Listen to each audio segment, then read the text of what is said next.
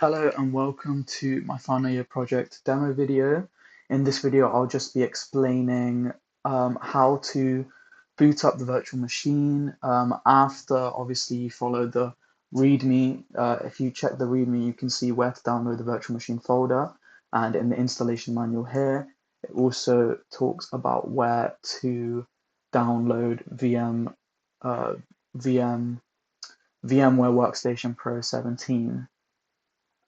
So after both of those have been downloaded, you want to navigate to VMware Workstation Pro 17, click Open a Virtual Machine, and you want to go to where you've moved the new2 virtual machine folder into a local folder. You've just copied it into a local folder or moved it, that's fine.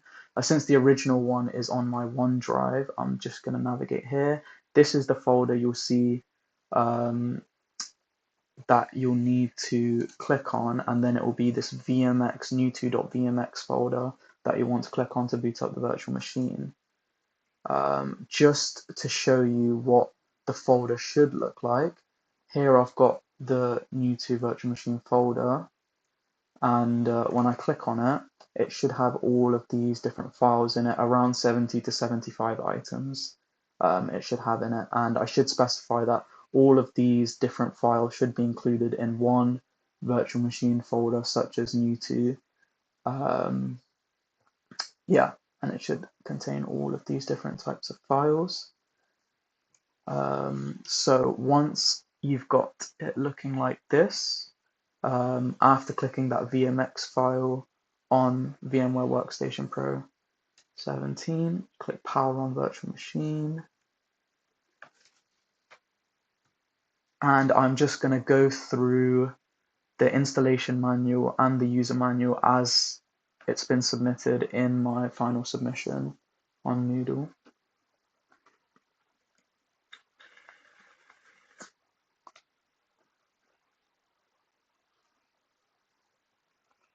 It may take more time to boot up on your device, as it's the first time booting up on another device, and I should specify if it comes up with a message saying has the virtual machine been copied or moved.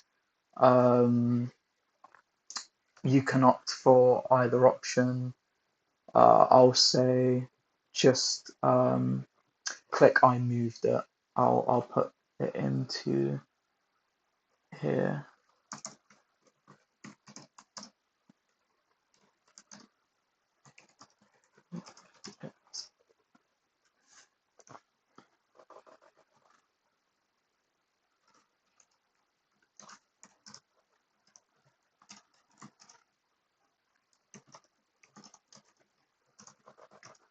Obtained. Once it's loaded up, go click on the Sharon user, and type in the password Sherwin1 capital S, no spaces, and it should load you into the graphical interface. Once you're here, you want to open up a terminal. I'd recommend opening two because you have to run multiple commands. And once you've done that, you want to do this command to move to the Docker container, and to start it up, you want to run this command. The password for the root command sudo is Sherwin1, capital S, no spaces, and it should load up the Docker container. As it specifies in the installation manual, it will load up these things. And to verify that all containers are working, I'll do sudo docker ps, and here you can see the 4 different programs that are running. And then on a separate terminal, you want to do sudo mnc. So this is cleaning up Mininet from any of its previous instances. Once you're there, once you've done that, you want to run this command change the directory to the Mininet directory.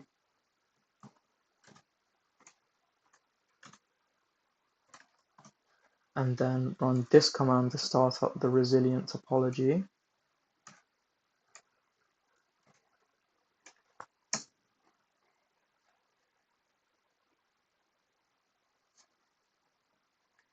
Now, once that's started up, you can see you're in the Mininet command line, and you'll want to run these scripts in order to make sure everything is working and connected to the internet.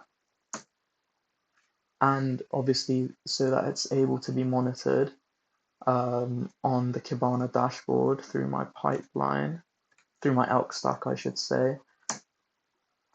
And also to run this background traffic to make sure that when we're generating attacks to see alerts on the dashboard, that it's not just independent attacks, but the dashboard can discern it from regular traffic. So I'm just running the traffic script, and then I want to repeat this command, which, as you can see, I've done up here, to activate a couple more things that weren't activated in the previous, when I ran it previously. And just wait for that to finish. Once that's done, on a separate terminal, or even on this one, but I'm going to do it on a separate terminal, I am going to run this command in order to start my IDS, intrusion detection system, which is Suricata, with all of my custom rules, and run it on all of the different switches that are here present in my Mininet topology. So I'll paste that in, type in show in one, capital S, no spaces, and just wait until that says engine started.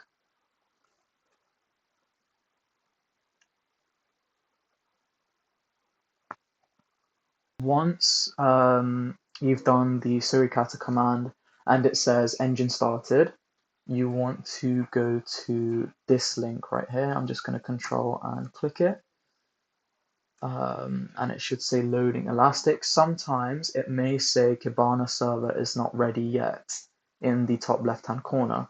In that case, what you want to do is you want to go back here, and as I've just done off video, I've restarted the stack by doing this command, sudo docker compose down, which shuts everything down, and then sudo docker compose up, which restarts everything. At the bottom of my installation manual, I've put the commands here to restart the stack. And once it's restarted, give it a couple minutes, and it should show up looking like this once you've put once you've controlled and clicked this link. It should come up like this. And from here, you can go to your dashboard, my dashboard that I should have here, showing all my different visualizations. It will take a little bit of time for it to load in. But yeah, as you can see, this is all of the script starting. It hasn't stabilized yet, the traffic, but yeah, everything started up and started to work. And if you don't see this, then go over to stack management, go over to saved objects, click import, import here, and in my submission file, I've included a file called export.ndjson. You'll need to click on that, and a couple of things will pop up, which is all of my dashboards and the details, different things, different files needed to make the visualizations, and then you'll click import, and hopefully it should all come up on the dashboard when you go back on it. And that is my final year project demo. Thank you for listening.